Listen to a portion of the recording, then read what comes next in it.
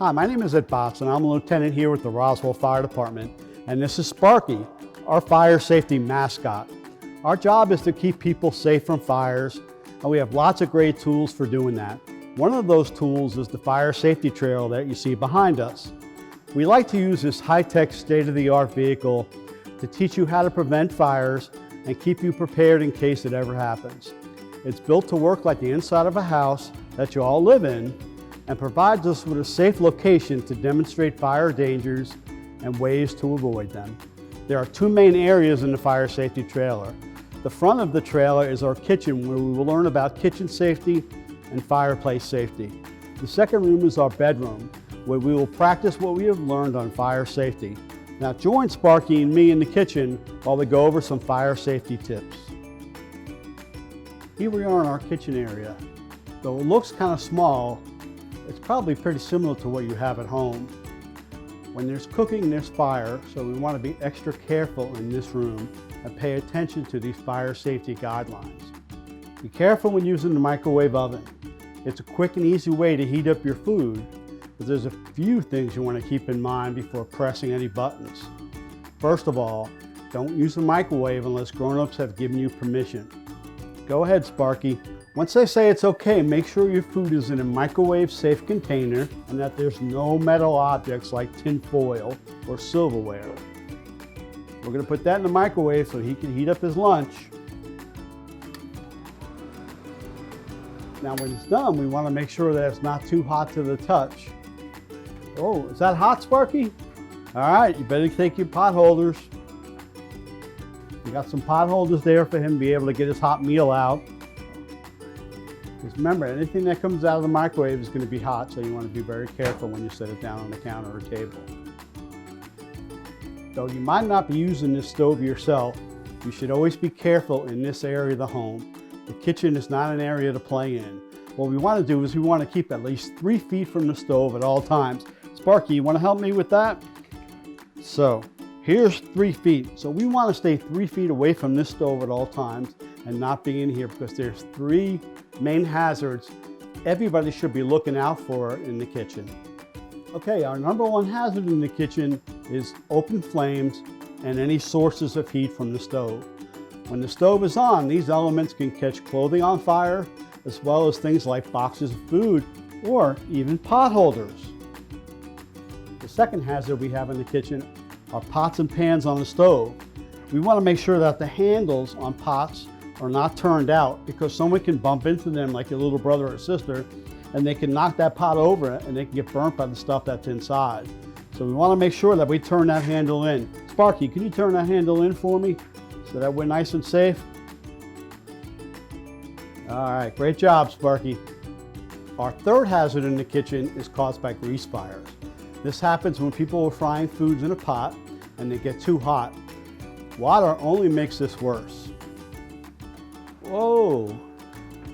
We want to make sure we have a lid available that we can put on top of that to smother the fire and put the fire out. Good job, Sparky. That was kind of scary, wasn't it? The sink is a spot you're very familiar with. We wash our hands, we get drinks of water, but that doesn't mean it's safe all the time. Down below in the cabinets, families store a bunch of potentially poisonous and toxic items. Cabinets should always be latched closed if there's ever any kids in the house. Great job, Sparky. The next item isn't in every home, and probably not in the kitchen, but you should always know how to be safe around a fireplace. There are great ways to keep your house warm and toasty in the winter, but they could be very dangerous. Don't go near a fireplace without an adult in the room, and never ever play with matches, which can often be located nearby. Remember to check every smoke detector in your house every month by pressing the test button and hearing the loud alarm. Change the batteries if the sound is weak. You should also check your fire extinguisher to make sure it's in working order. Is it damaged, dented, rusty, leaking any liquids? Good deal. Make sure you return it to the right spot so that it's visible. In case of an emergency, you'll be able to get it out quickly. Now Sparky is going to demonstrate some of the things you can do in your very own bedroom should there be a fire in your house and you want to be able to get out of your bedroom safely. First, we have to have an emergency plan. This includes evacuation routes and meeting places. We want to have a place outside your house where you can meet. We're going to have a mailbox outside, and that's going to be our meeting place. Remember, you only have 1 or 2 minutes to escape a fire once you hear that smoke alarm going off. So having a plan is very essential. Second, we want to close before you doze. We want to make sure the door to your bedroom is closed so that there's no easy way for smoke or fire to get into your room and gives you time to get out. Nice and cozy in there, Sparky? All right, great job, Sparky. Now, if there's a fire and you smell smoke or hear an alarm, we want you to fall and crawl just like a baby. Keeping low keeps you down away from the smoke and heat so you can breathe. If you can reach your door, we want you to feel it for heat. We want you to use the back of your hand because that's the most sensitive part of your hand. We want you to feel the door and feel the doorknob to see if it's hot. And if it is hot, we don't want you to open up the door because that means there's probably smoke or fire behind that door. If you need to go out, you need to have a second way out of your room, so you have to look at your emergency plan, and the second way out will probably be a window that'll lead you to outside. And most importantly, we don't want you to hide, we want you to go outside. Finally, now that the whole family is out of danger, it's time to call 911. Use your cell phone if you have it, or go to a neighbor's house to make the call. But you never want to leave the meeting place without telling your parents that you're going somewhere.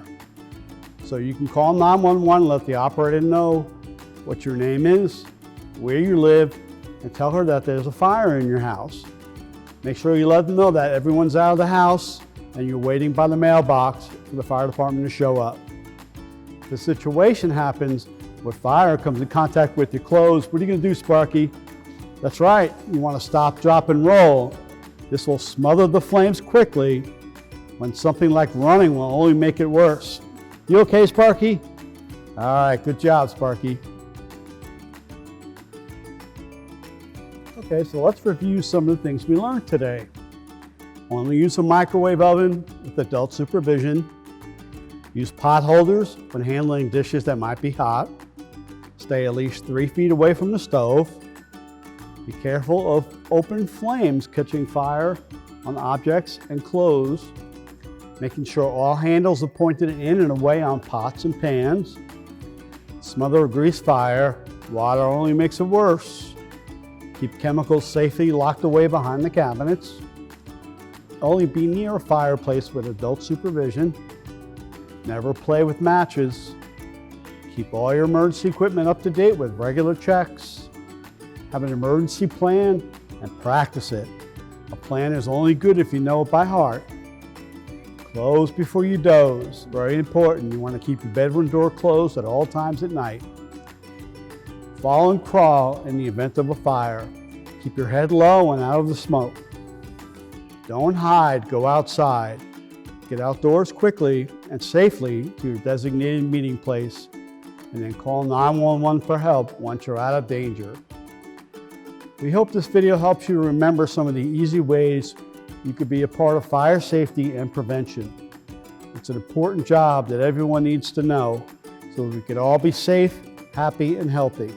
To obtain a free copy of our fire activity book, please visit any of our fire stations, or you can go to our website at roswellgov.com/fire to be sent a free copy.